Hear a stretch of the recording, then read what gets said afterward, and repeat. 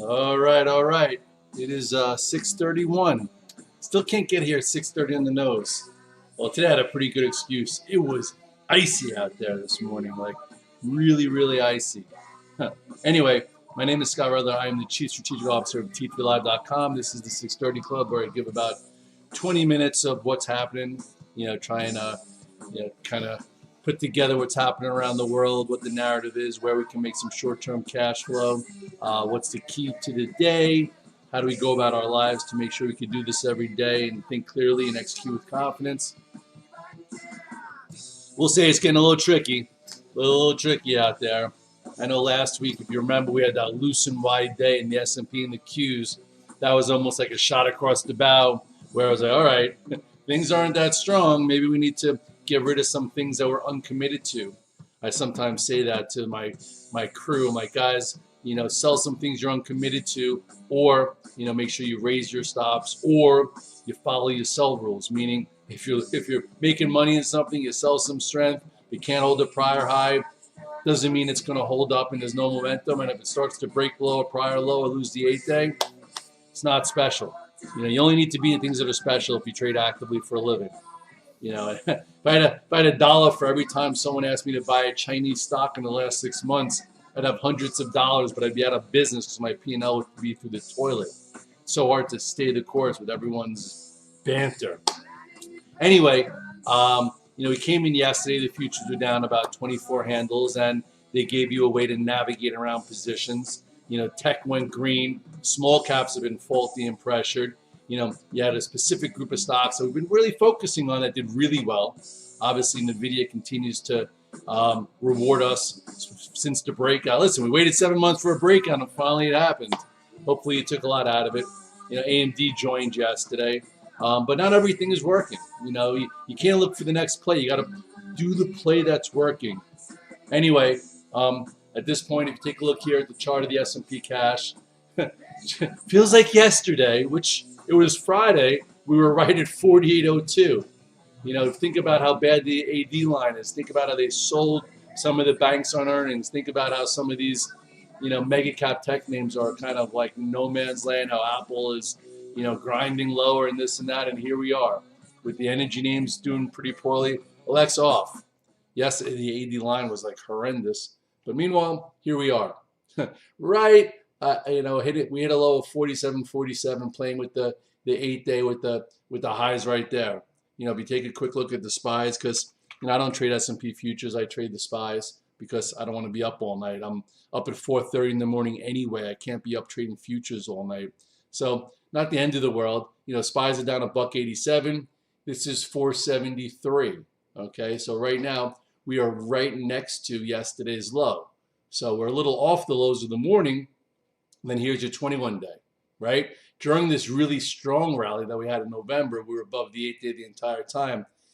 Now here's your loose wide day. We're starting to play with it. So we'll see. I have less positions on than I had in most of November, and I'm trying to be a bit more specific, but it's still easy to kind of get a little caught.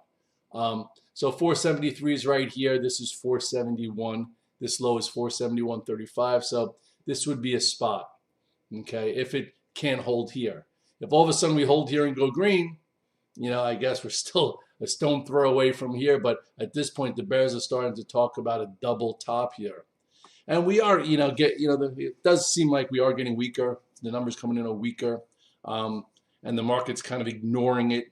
So does the market play downside catch up fast, or are we just numb to that news because of the dynamics of the buybacks? I don't know. It's hard to tell. I don't want to get a false sense of security because, I don't want to get caught with things, but I also want to stay with things that are working. Look at the Qs. Qs don't look so bad, right? 412.92, 411.20 yesterday. Held the 8-day. So if you bought the Qs on the dip, you made money. If you were in the leaders, Microsoft was a leader last week. We made really good money in Microsoft yesterday. NVIDIA broke out. AMD played catch up. Apple came off lows. You even had a red dog reversal in Tesla. So yesterday, was a really good trading day. If you had options anticipating things, that hurt. Like my option account wasn't great. My day trading account was awesome. So, and then some of the small names aren't working. But anyway, for today, we'll see how it goes. What are the Qs doing today? The Qs are down $1.77. So kind of in line with the SPYs. Here is 406.83, so it's still above yesterday's low. So, Europe was totally lower. The DAX was down over 1%. The Hang Seng, holy cow, down another 3.6%. How bad is China? Holy cow. They're going through their 2008 moment. I feel like, they're always about, I don't even know how many years behind us, but, we had our tech bubble burst with the NASDAQ 5,000. They had the Shanghai go to 5,000 and burst. Then we came back from the tech, remember, bubble in 2000, and then 2007, 2008, we had our real estate crisis because of just, everyone should own a home and that, whatever it was. I feel like that's what they're going through now. If you remember, a few years ago, all those stories about the ghost cities, which they were building cities to keep the GDP up and nobody was there, and how families were pooling money so some could live in Beijing for the prestige. So anyway, they're going through their washout right now, and so just stay out of the way. Just stay out of the way. I know for me, I bought some K-Web calls for March, but that was risk is premium paid. You buy 30, 40 calls for March, because sometimes all of a sudden it changes fast, and at least there your risk is premium paid versus trying to buy a BABA every day or a Baidu or this or that. Anyway, so here's your cues. I do think the small caps are interesting today. Okay, I've been isolating this level for a while, saying I think that this 187, 188 level could hold. So we came in from 205 right down. Looked decent here. Looked like we had this lower area. If you remember, I actually bought some calls here for the CPI, but it didn't work. Again, risk is premium paid if you do options. Yeah, it's a little paper cut. It's a pain in the butt, but it's not, you're not just catching a falling knife in the small caps because Tom Lee says they're going up 50% in 2024. It's only January 17th. Anyway, with that said, I think that there could be an opportunity into here. So I might buy the IWMs today, or some. Right now, they're still weaker, 188.60, so it's kind of coming into that zone. Here's below the 50-day, but I guess maybe it needs to see the 200-day. I don't know. Bottom line is all these small stocks are not doing well, and even like look at energy. Everyone's like all over the energy stocks. I'm like, energy sucks. Excuse my French. You guys remember when it looked really good right here, and then this candle was October 20th. That was when it looked like it was going to go and take out the 2-year range, and that was the candle that you had to notice. As an active trader that trades for a living, you have to notice candles. If you're listening to everyone out there and your mind is crowded with chatter, you miss this. And then if you remember, everyone said, oh, it's a new year. I was like, it could be long versus 83, and then remember this red dog reversal. What's a red dog reversal? What's a bearish engulfing candle? Well, right here, this candle took over. The bears took the over again, and then the energy sector was like done again. You have to know your candlesticks if you actively trade for a living.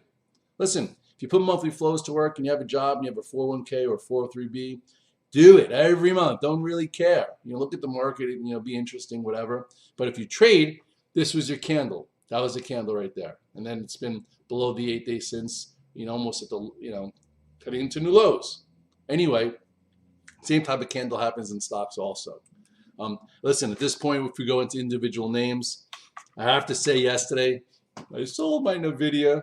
It was a really good trade. Thank goodness for this. I remember the old red dog, might not have had the brain power to go back at it. If you tried it here, it failed. If you tried it here, it failed. Right on this day is when I did that video with Mike on a Friday. I'm buying options, gets above 505, I'm going tier 2, tier 3, and that move happened. Beautiful move, breakout. It's great when this happens. There aren't many of these things out there. So you got to go with the one that goes if that's what you're looking for. So this morning it is up 224. Doesn't mean it's over. Doesn't mean, hey, red dog, it means that, got a little extended. I didn't love the action yesterday. I just, I took it off. AMD also. AMD's up a little bit today. Yesterday we talked about, can it get through 151 and go? Well, look at AMD. Pow! Big gap. If you were prepared, you could have taken it through. Some guys were buying options and made a lot of money there. So either which way, those two were awesome. But not everything is awesome. People are like, oh, Red Dog SMCI. You know what? Look what SMCI did yesterday. had a potential bull flag to take out 357 and broke it to the downside. If you were buying at SMCI because NVIDIA was going up and AMD was looking great, you got hurt. That's what's happening out there. I did go with MU. I will say, I know Taiwan Semiconductor is coming out soon or whatever, but MU looks like a nice wedge, broke above it. I did make money yesterday, and I'm still in this one because this one gave me a day one, and I figured, hey, if maybe the semis want to continue, this could continue. This can go up to 87 or so. But this is a tricky stock.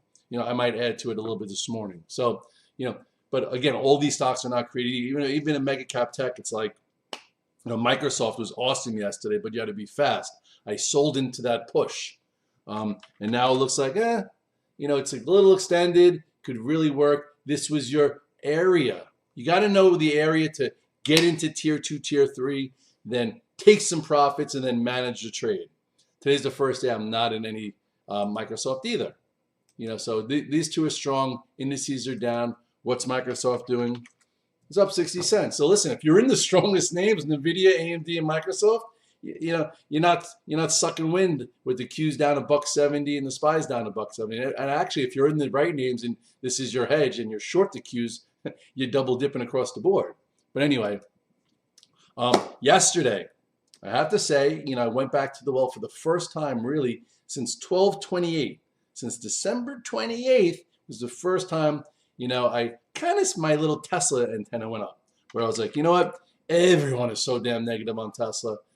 This was your spot to get negative on Tesla. This was your spot when just like I showed you this. This is the same candle almost as I showed you in the XLE. Different sector, obviously. An individual name, not an ETF. And this candle said, get the hell out of the way. Okay, pushed above, couldn't hold it. Went below, showed bearish power, got below the 8-day and stayed below. And then from there, you had to move down to below 217.16. I did buy it yesterday. That was actually my best day trade of yesterday. I didn't trade it for days. And then I'm like, you know what? I saw it get ready and whatever, went with it. And I took small. And right now it's down a little bit. So it'll be interesting to see what happens with Tesla today. It's down 3. Let's go to the daily chart real quickly. So here's your daily chart from yesterday. Just a little, day trading 101. When I say sometimes you could buy versus a 5 15-minute low. Here is the gap. Let's see if you can see it better this way. No. And once it got into the gap, there was a nice trade. And then I figured, hey, it just went sideways for the whole afternoon while some of the S&P and the Qs came in. I figured, hey, maybe there's a decent, or just one more day. So I am long a little bit. I'm going to wait and see. Right now, Tesla is down 3, so it's a little bit below this area. So maybe I add a little bit to it and figure out if it can go green, and then I get away from it. Overall, it was broken, but I feel like it was worth a try. And you don't take as much as you took intraday to give back the next day. Like I bought some here, I added to it, sold some, sold more. Bought a little bit back. I day traded. Yeah, I actively trade during the day for cash flow. I'm not ashamed to say it. People are a little ashamed to say sometimes, oh, I trade during the day. So like, you're a day trader? I'm like, well, don't most stocks trade during the day? Aren't you? Don't you trade your PA? Don't you try and create alpha around positions? But anyway, so we'll see what happens. If this doesn't give me a signal, meaning a relative strength signal, then I'll probably get out and lose money there. It happens. You're allowed to lose money in the stock market, as long as you don't get stubborn. Like if all of a sudden it takes out 212, it is what it is. If it could maybe hold above this 212 and go green again, maybe it does work towards the 8-day. But I'm not even looking at the news. I don't even know what's out there. Maybe there's some news. Elon's been friggin' nut lately. Anyway, I have to say gold is not fun. The daily and the weekly and the monthly chart were looking much better 3 weeks ago. Now it doesn't look so good. GLD it's been struggling to stay above the 50-day. So hopefully it doesn't break the 50-day. If it does, then it just shows you actively you have to be very careful. The weekly chart was looking really good. It still looks fine, but it's just taking its time. So I guess you can lower this. Just an inside candle. Just hasn't been able to get above this 194, 193, 193. So if you have 195 calls a month out, hoping for a breakout, Just didn't happen yet. That's what happens sometimes. If you have an idea and the market hasn't confirmed your idea yet, it'll cost you money. But at least if you use options, risk is premium paid.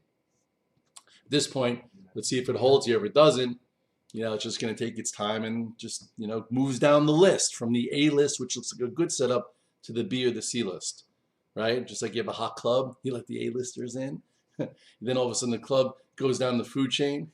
You go from 212 to 718, no offense. Then you start letting the B and the C team in. Nah, that's back in the day stuff. We don't talk about that. What else? Oh, some guys like, hey, Red Dog, did you see DWAC yesterday? Look at that.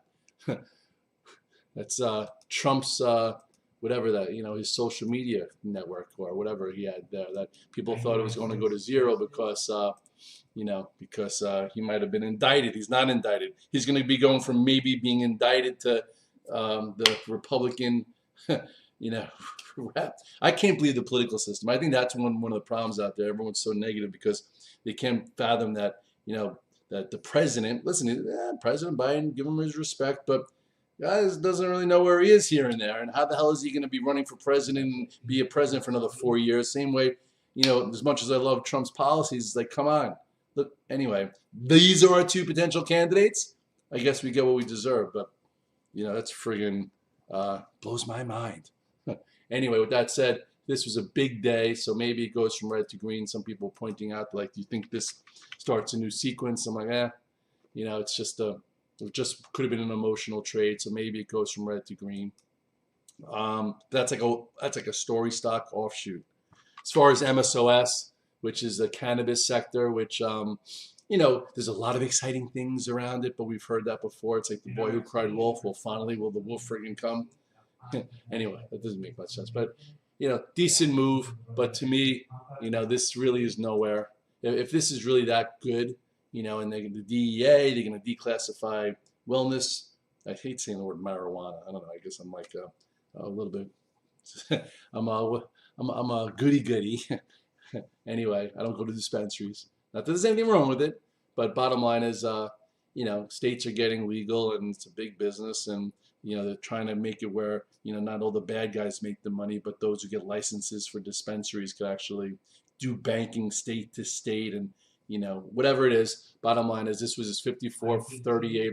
It seems like this can get to 42 if this is going to be something for real, maybe in the next quarter or so. But for now, you got to take some trades along the way, and we'll see, what comes out in the next week or so. Some guys are like, what happened to JP Morgan? Like, what happened to JP Morgan? Well, it broke above 173.50 and couldn't hold it.